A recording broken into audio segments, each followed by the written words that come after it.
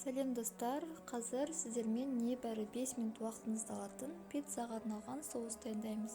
Бұл соусты өзім 4 жылдан бері қолданып келе жатырмын және сіздерге де ұнайды деген сенімдемін.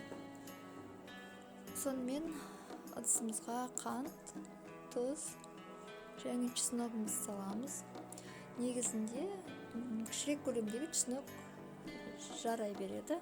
Егер сізге ащы дәм ұнаса, үлкенірек көлемдегі чеснок қосаңыз болады. Кейін қызанақтарымызды осылай кішірек төртбұрыш қылып тураймыз. Қаласаңыз, қызанақтарымызды ыстық суға 5-10 минутқа салып, кейін қабығын аршып қоссаңыз да болады. Мен өзім уақыттың тығыздығынан осылай турап қосып жатырмын.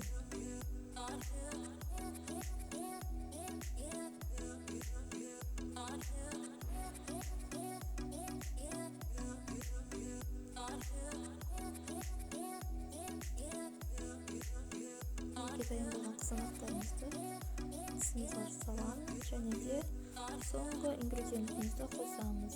Ол бізде зәйтүн майы.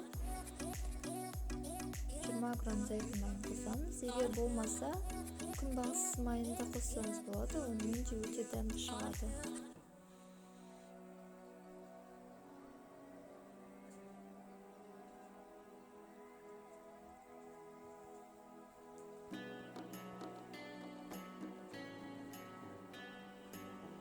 Кейін осы массамызды блендермен жақсылап біркелкі масса болғанша езіп аламыз.